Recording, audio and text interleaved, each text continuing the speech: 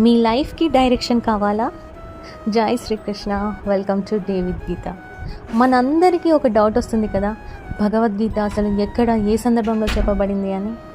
ఇదేదో కామ్ ప్లేస్లోనో లేదా ఫ్రీ టైంలోనో చెప్పింది కాదు.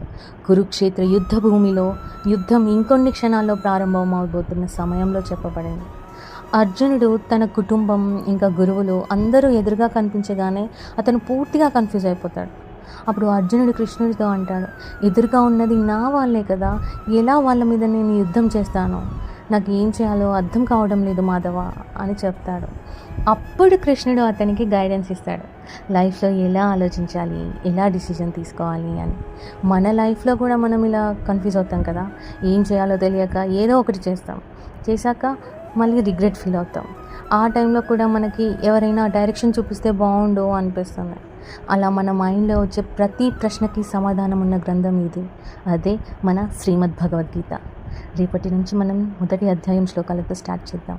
Please to subscribe to this channel. జై శ్రీకృష్ణ.